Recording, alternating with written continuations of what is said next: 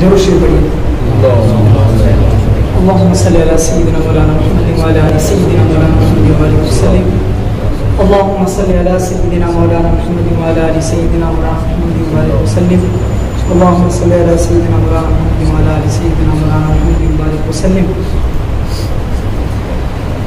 میرے محترم بزرگ اور دوستوں اور پردہ میں رہنے والی میری مائیں اور بہنیں، السلام علیکم ورحمۃ اللہ وبرکاتہ. محترم،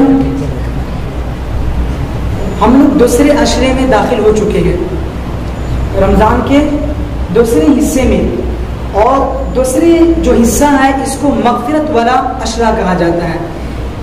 3 عشرہ ہے، ایک رحمت والا عشرہ، بیچ کا جو ہے وہ مغفرت، اور آخر کا تیسرا جو عشرہ ہے وہ جہنم سے اللہ تعالیٰ اپنے بندوں کو آزاد کراتا ہے. تو ہم بیچ والے عشرے میں داخل ہو چکے ہیں الحمدللہ، اور ہم سے رحمت والا عشرہ جدا ہو چکا ہے.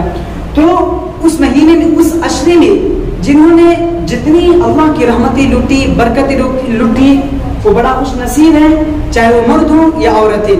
اور جو غفلت کے شکار ہوئے، جو عبادات نہیں کر سکے، جو قرآن کی تلاوت نہیں کر سکے، جو نوافل کی کثرت نہیں کر پائے، وہ کوشش کریں کہ اس عشرہ میں اللہ تبارک و تعالیٰ سے معافی مانگ لیں، کیونکہ یہ مغفرت والا عشرہ ہے. تو جو بھی کمی اور کوتاہی رہ گئی ہو تو اس عشرہ میں انشاءاللہ پورا کرنے کی کوشش کریں گے انشاءاللہ. میرے محترم بزرگ اور دوستو، قرآن کریم کی آیت ہم نے پڑھی ہے، لن تنالوا البر حتى تنفقوا مما تحبون وما تنفقوا من شيء فإن الله به عليم. کہ کسی بھی چیز کو پانا چاہتے ہیں، کسی کو حاصل کرنا چاہتے ہیں، کسی کو اپنے قریب کرنا چاہتے ہیں اور اپنا قرب اس کو حاصل کرانا چاہتے ہیں، تو آپ کو وہ چیزیں دینی پڑیں گے کہ جو سامنے والے کو زیادہ محبوب ہے نا. سامنے والے جس چیز کو زیادہ پسند کرتے ہیں، وہ کام اگر ہم کریں گے تو اس سے ہم زیادہ قریب ہو جائیں گے، ٹھیک ہے نا. تو اپنا محبوب چیز جو ہے ہم اس کو قربان کریں گے تو سامنے والا جو محب ہے وہ ہمارا قریب ہو جائے گا.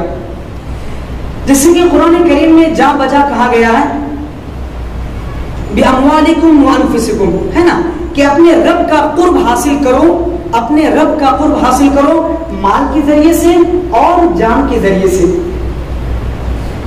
میرے محترم، مال اور جان، اس میں کون بڑا ہے؟ بولیے، مال میں اور جان کون بڑا ہے؟ جان بڑا ہے، جان بڑا نا. لیکن قرآن کریم میں جگہ بجگہ یہ آیت پہلے مال کا ذکر ہے، بعد میں جان کا ذکر ہے. بِأَمْوَالِكُمْ وَأَنفُسِكُمْ، کہ پہلے مال کے ذریعے سے اللہ کو حاصل کرو، وَأَنفُسِكُمْ، اور بعد میں جان کے ذریعے سے. تو جان تو اصل چیز تھی، پیسے سے بڑا، مال سے زیادہ بڑا کیا ہے؟ جان ہے، کسی انسان کی اندر روح کا پیدا ہونا. تو لیکن مال کو مقدم رکھا، وہ اس لیے کہ دنیا میں انسان کو جو زیادہ محبوب ہے وہ کون سی چیز ہے؟ مال. مال زیادہ محبوب ہے، ہمیں مال پسند ہے نا. ہر ایک انسان کو اپنی پراپرٹی پسند ہے کہ میرے پاس یہ ہونی چاہیے، وہ ہونی چاہیے، یہ بھی ہونے چاہیے، میں یہ بھی کر لوں، وہ بھی کر لوں، یعنی سب کی خواہش ہوتی ہے، ٹھیک ہے نا. اور دوستوں، تو اللہ تعالیٰ وہی کہہ رہا کہ اپنے رب کو حاصل کرو ان چیزوں کے ذریعے سے جو تمہارے نزدیک زیادہ محبوب ہے. تو زیادہ محبوب ہمارے نزدیک کیا ہے؟ مال ہے. تو مال کو جب ہم لٹائیں گے اللہ کے دربار میں، اللہ کے راستے میں خرچ کریں گے تو اللہ تعالیٰ ہم سے زیادہ قریب ہوگا، ٹھیک ہے نا. مال کے ذریعے سے ہم اللہ کو راضی کریں، اپنی جان کی قربانی پیش کریں. اللہ تعالیٰ 10ویں پارہ کی آیت کے اندر یہ کہہ رہے ہیں کہ میں نے مومنوں کی جان کو، مال کو خرید لیا ہے جنت کے بدلے میں. ہماری جان کو بھی اور ہماری مال کو بھی اللہ تعالیٰ نے کس کے بدلے خرید لیا ہے؟ بِأَنَّ لَهُمُ الْجَنَّةَ، جنت کے بدلے خرید لیا ہے. تو ہمیں اور آپ کو چاہیے کہ جو ہمارے نزدیک زیادہ محبوب ہے ہم اس چیز کو اللہ کے راستے میں خرچہ کریں گے تو انشاءاللہ اللہ تعالیٰ ہم سے زیادہ قریب ہو جائے گا. کریں گے نا انشاءاللہ. کیونکہ دنیا کا یہ محب، یعنی دنیا دار کا یہ طریقہ ہے کہ محب کو، یعنی محبت کرنے والے کو جو چیزیں پسند ہوتی ہیں، سامنے والا وہی چیز ان کے سامنے پیش کرنے کی کوشش کرتا ہے، ٹھیک ہے نا. ہر اس چیز سے بچنے کی کوشش کرتا ہے کہ سامنے والے ہم سے ناراض ہو جائے، ٹھیک ہے نا. تو میرے محترم بزرگ اور دوستوں، اپنی محبوب چیز کو زیادہ اللہ کے راستے میں لٹائیں گے، خرچ کریں گے تو اللہ ہم سے زیادہ قریب ہوگا. رمضان کا مہینہ ہے، اس مہینے کے اندر زیادہ سے زیادہ زکوٰۃ کا اہتمام ہونا چاہیے، صدقہ فطر کا اہتمام ہونا چاہیے۔ دیکھیے حضرت موسیٰ علیہ السلام اللہ تبارک و تعالیٰ سے پوچھتے ہیں کہ اللہ میں تجھے کیسے پہچانوں کہ تم مجھ سے راضی ہے، یا پھر مجھے کیسے معلوم ہو کہ تم مجھ سے ناراض ہے نا؟ تو اللہ تعالیٰ نے کہا کہ دیکھو جب بارش بے موسم برسنے لگے اور حکومت نااہلوں کے پاس چلے جائے اور پیسہ بخیلوں کے پاس چلا جائے تو یوں سمجھ لینا کہ میں تم سب سے ناراض ہوں، تم سب سے میں ناراض ہوں۔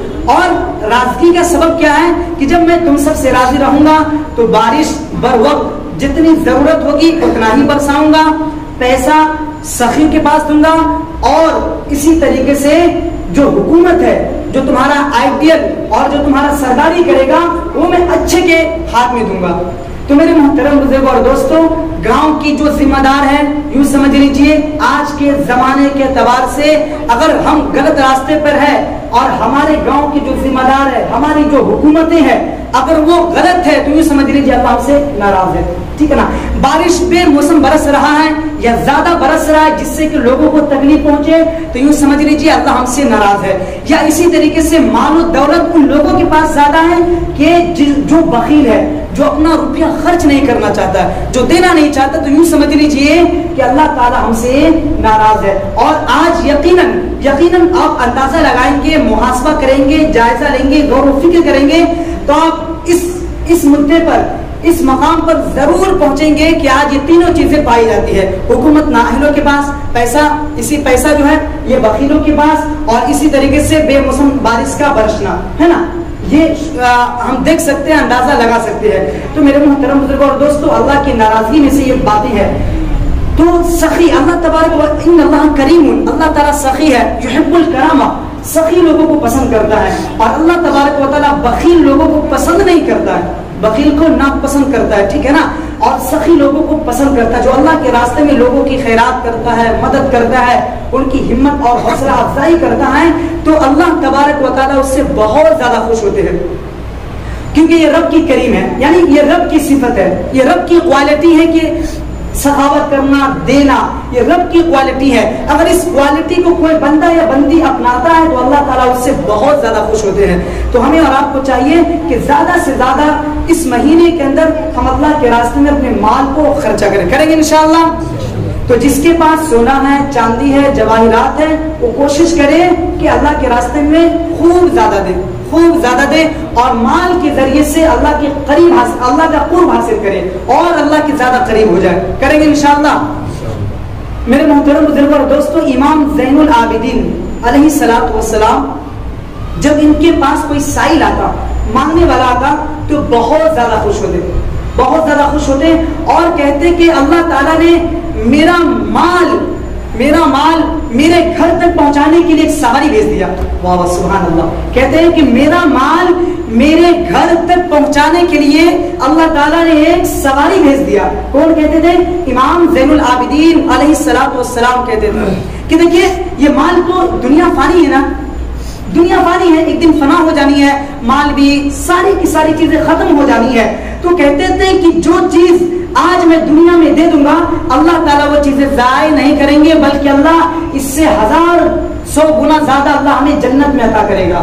تو جو بندہ دنیا میں دے دیتا ہے اللہ تعالیٰ اس کو آخرت میں اس کا بدلہ عطا کرتا ہے۔ تو وہی کہتے تھے امام زین العابدین کہ جب کوئی بندہ میرے پاس آتا ہے، کوئی مانگنے والا میرے پاس آتا ہے تو میں خوش ہوتا ہوں کہ اللہ تعالیٰ نے میرے مال کو میرے گھر تک پہنچانے کے لیے میرے دروازے پہ سواری کو بھیج دیا۔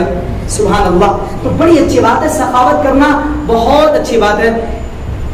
ایک سخی کا ایک واقعہ لکھا ہے، شیروان تھا، اس کے دادا خسرو شیروان، اس کے پوترا خسرو، جنہوں نے حضور صلی اللہ علیہ وسلم کے خط کو پڑھا، اس کے سامنے ایک مشورہ آیا، یعنی مچھلی مارنے والا آیا، اس کو ملا بولتے ہیں، ہاں ملا آیا اور ایک مچھلی لے کر کے آیا۔ تو بادشاہ کو وہ مچھلی بہت زیادہ پسند آیا، تو بادشاہ نے کہا تو مچھلی میرے کو دے دو۔ تو مچھلی لے لیے اور اس کے بدلے انہیں 4000 دینار دیے۔ کتنے؟ 4000 دینار انہیں دیے۔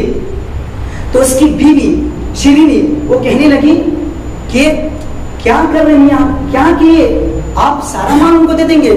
تو خسرو کہنے لگا میں بادشاہ ہوں، میری یہ زیب نہیں دیتا کہ میں تھوڑا سا انہیں دوں، میں تو زیادہ ہی دوں گا. تو کہنے لگی نہیں یہ پھر تو آپ پورے بادشاہت کی پوری ہمارا لوٹا دیں گے، آپ ایسا کریں. تو اس کی طریقہ انہوں نے بتایا، اس کی بیوی نے کہا، اس کی بیگم نے کہا اس کا طریقہ یہ ہے کہ سامنے والے کو بلائیے کہ تو نے جو مچھلی دیا ہے، مچھلی دیا ہے، یہ نر ہے یا مادہ؟ اگر وہ بولے کہ نر ہے تو آپ کہنا کہ پیسہ واپس کرو، مجھے مادہ چاہیے تھا. اور وہ بولے کہ یہ مادہ ہے تو یہ پیسہ واپس کرو، مجھے نہیں چاہیے تھا. یعنی آپ الٹا کر رہے اس کے. تو مچھلی والے کو بلایا، ملاح کو بلایا، کہا کہ بھائی ادھر آؤ تو یہ مچھلی نر ہے یا مادہ؟ تو کہنے لگا کہ حضرت یہ نہ نر ہے نہ مادہ ہے، بلکہ یہ بیچ کا ہے، یہ ہجرا ہے. یہ ہجرا ہے. بادشاہ یہ جواب سن کر کے 4000 دینار اور دے دیا، 4000 دینار اور دے دیا. اور 4000 دینار آج کے زمانے میں 80 کروڑ بنتے ہیں. ٹھیک ہے نا، 4000 دینار آج کے زمانے میں 80 کروڑ بنتے. تو بادشاہ نے 4000 دینار اسے اور دے دیا. اس کے بعد جب 8000 دینار لے کر کے جانے لگے تو راستہ میں گر گیا، اس کے آنگن میں، اس کے صحن میں گر گیا. تو اس آدمی نے، اللہ نے اس کو بھی اٹھا لیا. اس کے بعد اس کی بیوی کہہ رہی، اس کی بیگم کہہ رہی دیکھو دیکھو دیکھو کتنا کنجوس ہے، کتنا لالچی ہے کہ ایک گر گیا آپ نے اسے اتنا دیا، ایک گر گیا اس کو بھی نہیں چھوڑا. آپ ایسا کریں اس سے سارا پیسہ واپس لے لیں. اس کی بیوی کہنے لگی. تو اس کے بعد بادشاہ نے بولا اے تو نے کیا کیا، تجھے اتنا دیا اور ایک گر گیا اس کو بھی تو نے اٹھا لیا. تو اس کے بعد وہ آدمی کہنے لگا کہ اس پہ آپ کا نام ہے، اس پہ آپ کی تصویر ہے، میں نہیں چاہتا کہ یہاں پہ گرا رہے اور اس پر کسی کا پاؤں پڑے، تو اس سے آپ کی بے ادبی ہوگی، اس لیے میں نے اس کو اٹھا لیا. بادشاہ یہ جواب سن کر کے اور زیادہ خوش ہوا، 4000 اور دے دیا، 4000 دینار اور دے دیا اسے. تو سخی بتلانا مقصود یہ ہے کہ اللہ تبارک و تعالیٰ کو سخی لوگ بہت زیادہ پسند ہے، اس لیے اس کا تذکرہ کتابوں میں ملتے ہیں. تو میرے محترم بزرگوں اور دوستوں، کوشش کریں، یہ بہت ہی بابرکت والا مہینہ ہے، رحمت والا مہینہ ہے. اس مہینے کے اندر نفل کا ثواب فرض کے برابر کر دیا جاتا ہے، اور اللہ تعالیٰ کے راستے میں 1 روپے خرچ کرنا 70 گنا زیادہ ثواب ملتا ہے. یعنی 70 روپے خرچ کرنے کے برابر ثواب ملتا ہے. قرآن کریم کی آیت ہے مثل الذین ينفقون اموالهم فی سبیل اللہ کمثل حبۃ انبتت 7 سنابل فی کل سنبلۃ 100 حبۃ واللہ یضاعف لمن یشاء واللہ واسع علیم. قرآن کریم کی آیت ہے، 3 یا 4 پارے کی آیت ہے. اس کے اندر اللہ تعالیٰ کہہ رہا ہے کہ تم مال خرچ کرو، مال خرچ کرو، اور جتنا زیادہ خرچ کرو گے اتنا زیادہ تمہیں ثواب ملے گا. یعنی خرچ کرنے کے بہت زیادہ اسلوب ہے. وہ ثواب جو ہے نا ہمیں ملے گا کیسے؟ ہماری نیتوں کے اوپر. اگر ہمارا اخلاص، ہم اخلاص کے ساتھ، محبت کے ساتھ، اللہ کی محبت میں، شوق میں، ذوق میں اگر ہم مال خرچ کر رہے ہیں تو آپ کا ثواب اتنا کہ آپ شمار نہیں کر سکتے. ٹھیک ہے نا. اور اگر آپ کے اخلاص کم ہے تو اسی کے اعتبار سے آپ کو ثواب دیا جائے گا. تو اللہ کے راستے میں جب آپ روپے خرچ کر رہے ہیں، کسی کو دے رہے ہیں، تو آپ دل کو بڑا کر کے دیں، دل کو صاف رکھ کر کے دیں گے تو انشاءاللہ اتنا ثواب ملے گا آپ کو کہ جس کا آپ محاسبہ اندازہ نہیں لگا سکتے ہیں. تو میرے محترم بزرگوں اور دوستوں، زکوٰۃ کے مسائل میں یہ باتیں اس لیے کہہ رہا تھا کہ مجھے آگے پہنچنا تھا، اس مسئلے پہ آنا تھا، اور مجھے آپ کو ایک شرعی حکم بتانا ہے. قرآن کریم میں ہمیں جا بجا یہ حکم دیا گیا ہے زکوٰۃ ادا کرو. جیسے نماز کا حکم ہے وقیم الصلاۃ، تو اس سے آگے فوراً ہے وآتوا الزکاۃ کہ نماز کی پابندی کرو، اور اللہ نے مال دیا ہے تو اس مال میں تم زکوٰۃ بھی ادا کیا کرو. ٹھیک ہے نا. جگہ بجگہ اللہ کو پانا چاہتے ہو تو روپے خرچ کرو. بہت زیادہ کثرت سے آئی ہے، اور اللہ تعالیٰ کو مال خرچ کرنا بڑا محبوب اور پسندیدہ بھی ہے. تو بہرحال میں آپ کو سمجھا دیتا ہوں تھوڑا شرعی اسلوب کہ دیکھیے زکوٰۃ جو ہے یہ 4 چیزوں پر واجب ہوتی ہے. کتنی چیزوں پہ؟ 4 چیزوں پہ. آپ ذہن دماغ کو جو ہے نا ایک دم صاف ستھرا رکھ کر کے اور میری طرف دھیان رکھے سنیں گے تو انشاءاللہ بڑا فائدہ ہوگا. اور میری ماں بہنیں جو بھی سن رہی ہیں آپ بھی سنیں، انشاءاللہ آپ کو ایک شرعی مسائل معلوم ہوں گے. کہ دیکھیے زکوٰۃ 4 چیزوں پر واجب ہوتی ہے، فرض ہوتی ہے، اس کو ادا کرنا ضروری ہوتا ہے. سونا ہے، پہلی سونا ہے، چاندی ہے، مال تجارت ہے، اور کیش رقم ہے. ٹھیک ہے نا. کیش آپ کے پاس پیسہ ہے تو 4 چیزوں پر زکوٰۃ واجب ہوتی ہے. اب ان میں سے کن کے پاس کتنا ہے تو پھر زکوٰۃ واجب ہوگی، ہے نا. 4 چیزوں پر زکوٰۃ واجب ہے تو یہ کن کے پاس کتنا ہوگا تو اس پر زکوٰۃ واجب ہوگی. تو دیکھیے 7.5 تولہ سونا جس کے پاس ہوگا، مرد ہو یا عورت ہے، اس پر زکوٰۃ واجب ہوگی. ٹھیک ہے نا. اور یہ جو زکوٰۃ ہے یہ نماز کی طرح ہے. جیسے نماز بالغ ہونے کے بعد الگ الگ الگ الگ فرض ہے.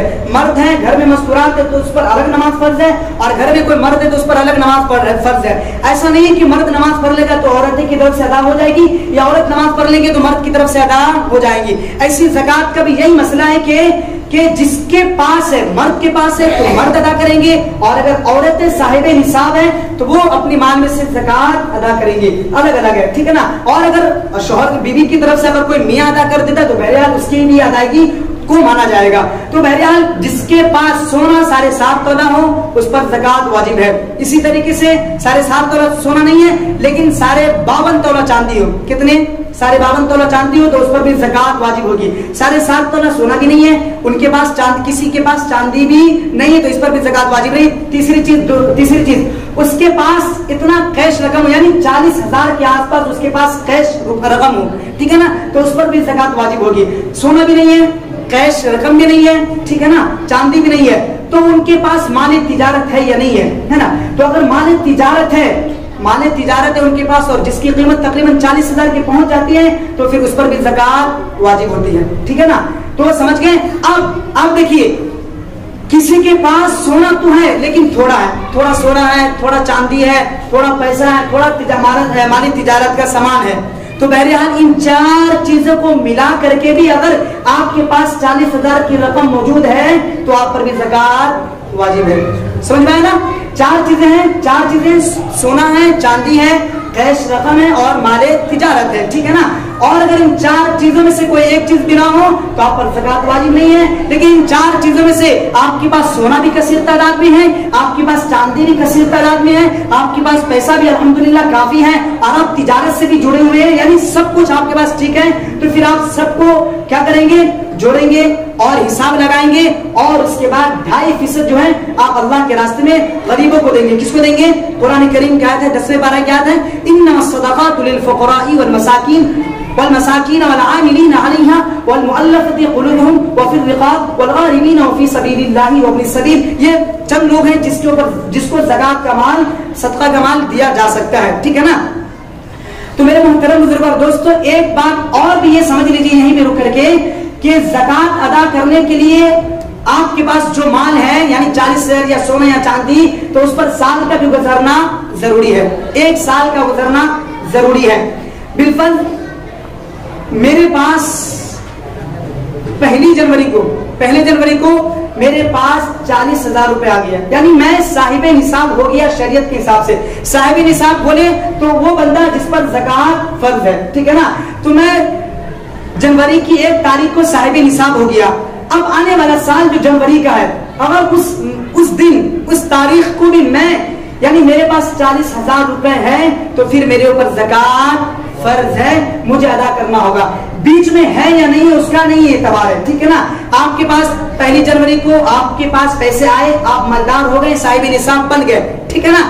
آنے والے جنوری میں آپ کے پاس پیسے نہیں ہے 40,000, تو آپ کے اوپر زکات فرض نہیں ہے, آپ کے اوپر زکات ادا نہیں ہوگا. یا اسی طریقے سے آپ 1 جنوری کو آپ کے پاس تو مال آیا ہے لیکن بیچ میں آپ کے پاس 1 روپے بھی نہیں رہا, غریب تھے آپ, پورے سال غریب تھے, 11 مہینہ بھی غریب تھے. پھر جیسے ہی جنوری آیا ویسے آپ کے پاس پیسہ آ گیا, پھر بھی زکات آپ کو دینا پڑے گا. کیوں؟ کیونکہ یوں سمجھا جائے گا, اس کو یوں سمجھا جائے گا کہ آپ کے پاس پورے سال گویا کہ پیسہ موجود رہا ہے, بیچ کا اعتبار نہیں ہے بلکہ اسٹارٹنگ کا اعتبار ہے. تو بہرحال میرے محترم, جس مال کا ہم زکات ادا کر رہے ہیں اس مال پہ سال کا بھی گزرنا ضروری ہے, 1 سال کا گزرنا. تو انشاءاللہ امید ہے کہ آپ میں سے میکسیمم سارے لوگ مالدار ہوں گے نا.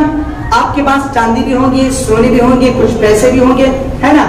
تو پھر بہرحال آپ اس کا حساب لگائیں, اور اس کے بعد اس میں سے آپ کو کس کو دینا ہے کس کو نہیں دینا. بالفرض آپ کے پاس 5 لاکھ روپے ہے, کتنے 5 لاکھ روپے ہے, لیکن اگر آپ کے پاس 5 لاکھ روپے سونا چاندی سب ملا کر کے, اس سب کا حساب لگا کر کے, سب کی قیمتیں نکال کر کے آپ کے پاس 5 لاکھ روپے بنتے ہیں, ٹھیک ہے نا. لیکن آپ کے پاس 5 لاکھ روپے جو ہے, 5 لاکھ آپ کا قرض بھی ہے, 5 لاکھ روپے آپ کا قرض بھی ہے, تو آپ کے اوپر زکات نہیں ہے, ٹھیک ہے نا. لیکن آپ کے پاس 5 لاکھ روپے ہیں لیکن 4 لاکھ روپے قرض ہے, 1 لاکھ روپے آپ کا ذاتی روپے ہے, 1 لاکھ روپے آپ کا ذاتی ہے. تو پھر اس 1 لاکھ پہ اس 1 لاکھ پہ آپ کو زکات ادا کرنا پڑے گا. بالفرض میرے پاس 5 لاکھ روپے تو ہے لیکن میں نے لوگوں سے لے رکھا ہے کہ اگر میں دے دوں گا تو میرے پاس صرف 1 لاکھ روپے ہی بچے گا, تو پھر اس 1 لاکھ پہ آپ کو زکات ادا کرنا پڑے گا, زکات نکالنا پڑے گا.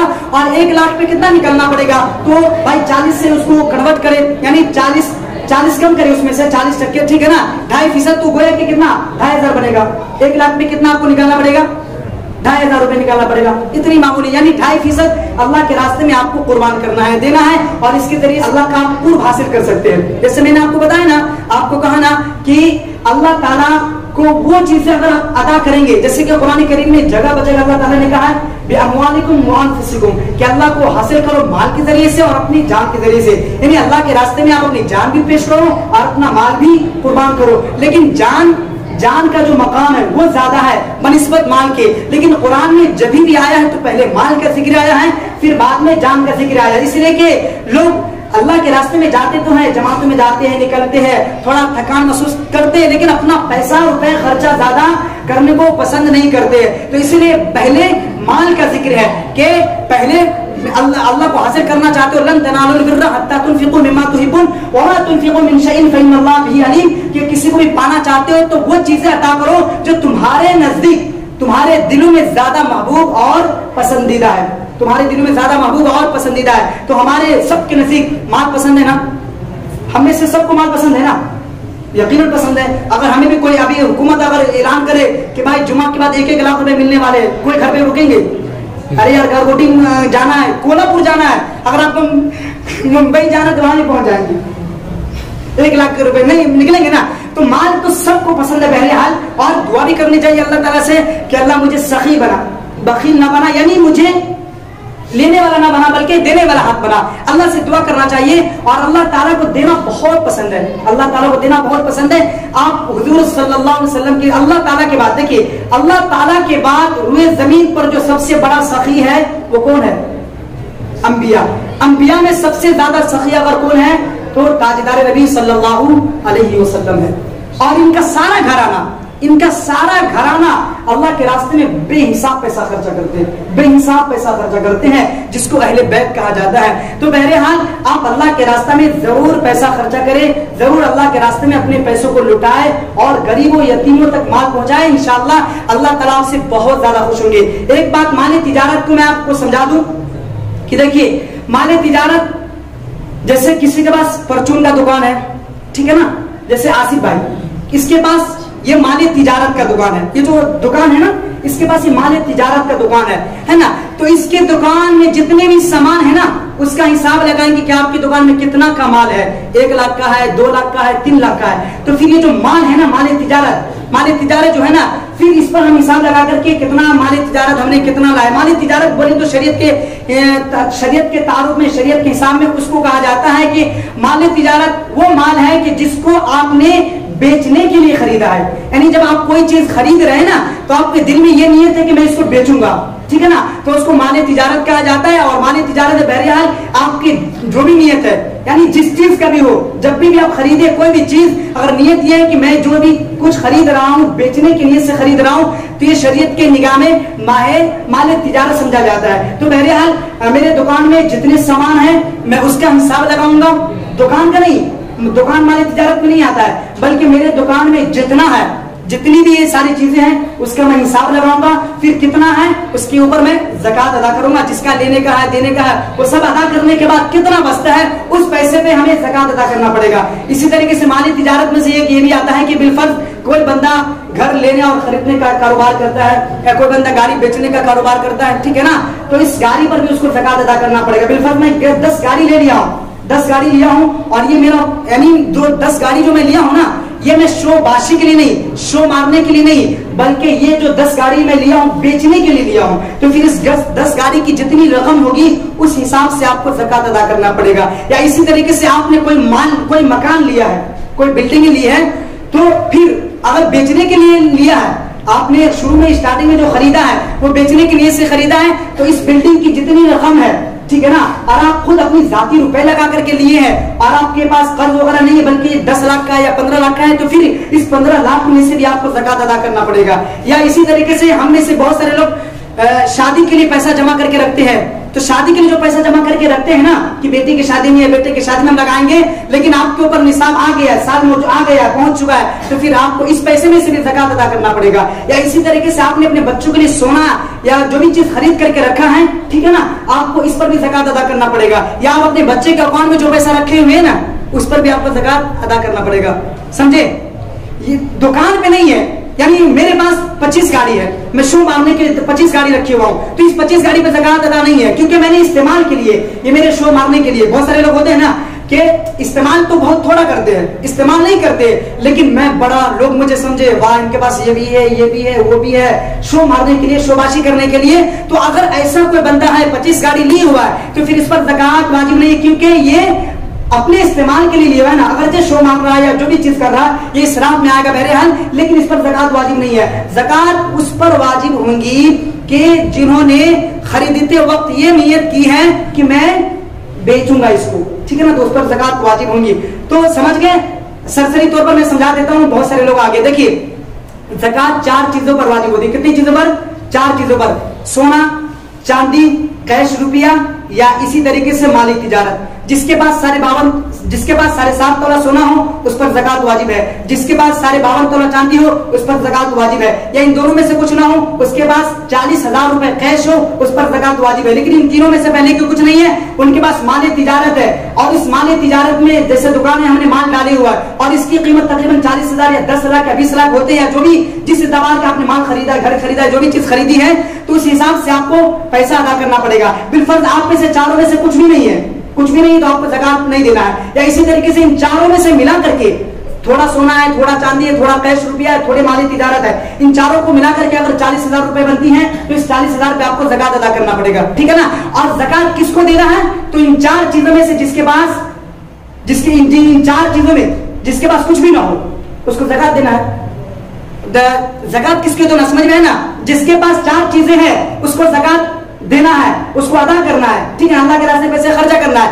دینا کس کو ہے؟ تو دینا اس کو جس کے پاس یہ 4 چیزوں میں سے کچھ بھی نہ ہو، ان 4 چیزوں میں سے کچھ بھی نہ ہو، اور ایک اور اشتراک چیز ملا دیجئے کہ جس کے پاس ضرورت سے زیادہ سامان بھی نہ ہو، یعنی ضرورت کے زیادہ سامان یہ ہے کہ میرے پاس 2 فریج ہے، ایک فریج تو استعمال میں ہے لیکن ایک فریج استعمال میں نہیں ہے، سالوں سال یہ پڑا رہتا ہے، لیکن میں بہرحال غریب ہوں، میرے پاس پیسے بھی نہیں ہے، سونا بھی نہیں ہے، چاندی بھی نہیں ہے، لیکن میرے پاس ایک فریج ہے، پڑا ہوا ہے، میرے پاس ایک فریج پڑا ہوا، تو پھر اس کو بھی زکات نہیں دینا۔ کیوں؟ اس کے پاس ایک 5ویں چیز بھی ہے نا، اسٹرا، جو کہ سالوں سال استعمال نہیں ہوتا ہے، تو بہرحال اس کو بھی نہیں دینا۔ تو دینا ان لوگوں کو ادا کرنا ہے کہ جس کے پاس 4 چیزیں ہو، اور دینا ان لوگوں کو جس کے پاس 5 چیزیں نہ ہو، یہ 4 چیزیں بھی نہ ہو، اور 4 چیزوں میں سے ایک وہ چیز بھی نہ ہو کہ ایک ایسی چیز بھی نہ ہو کہ جس کے گھر میں کوئی سامان ہو اور وہ سال پڑا رہتا ہو، استعمال نہ ہوتا، جو بالفرض ایک گاڑی ہے سالوں سال پڑا رہتا ہے، استعمال میں نہیں ہے، تو بہرحال اس کو بھی زکات ادا نہیں کرنا ہے، ٹھیک ہے نا۔ بہت سارے لوگ سونا چاندی تو خرید کر کے رکھتے ہیں لیکن اس کے پاس پیسے نہیں ہوتے، کہتے کہ بھائی کوئی مشکل وقت آئے گا، برا وقت آئے گا تو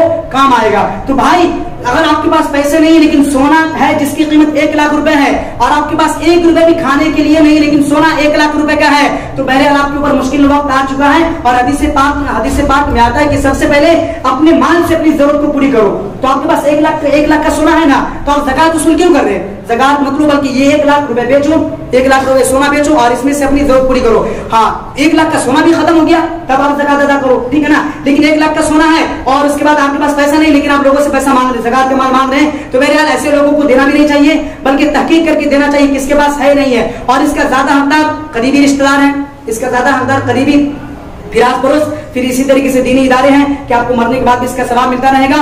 اور ایک بات یہ صدقہ فطر جو روزہ رکھتا ہے اس کو بھی ادا کرنا ہے، جو روزہ نہیں رکھتا ہے اس کو بھی ادا کرنا ہے۔ جو بچہ عید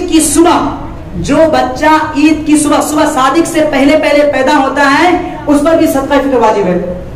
جو بچہ صبح صادق سے پہلے، کل عید ہے اور آج بچہ 3 بجے پیدا ہو گیا تو بھائی اس کے اوپر بھی صدقہ فطر واجب ہے، ٹھیک ہے نا۔ اور صدقہ فطر آپ کو عید کی نماز پڑھنے سے پہلے آپ کو ادا کرنا ہے۔ تو جو روزہ رکھتا ہے صدقہ فطر اس پر بھی واجب ہے، جو روزہ نہیں رکھتا ہے اس پر بھی واجب ہے، بچہ ہو، بوڑھا ہو، جوان ہو، صدقہ فطر سب پر واجب ہے۔ انشاءاللہ ادا کریں گے انشاءاللہ۔ جائیے اپنے مال کا حساب لگائیے، نہیں سمجھ میں آئے دوبارہ مسائل آپ پوچھ سکتے ہیں، لیکن بہرحال زکات ادا کریں، نہیں ادا کریں گے تو قرآن کریم میں آتا ہے سخت وعیدیں ہیں کہ کل قیامت کے دن لوہے پگھلا کر اس کو پلایا جائے گا اور اس کو دھسایا جائے گا، اس مال کے ساتھ اس کو جو ہے نا زمین میں دھسایا جائے گا. تو بہرحال بہت سخت سزائیں ہیں. تو جس کے پاس یہ مال ہے وہ جائے حساب لگائے اور اللہ کے راستے میں یہ ادا کرے، کیونکہ یہ مال آپ کا نہیں بلکہ غلطی سے آپ کے پاس آ گیا ہے اور یہ آزمائش ہے. اگر اس آزمائش کو آپ نہیں پورا کریں گے انشاءاللہ اللہ تعالیٰ آپ کو پکڑیں گے. ٹھیک ہے، اللہ تعالیٰ ہمیں اور آپ کو کہنے سننے سے زیادہ عمل کی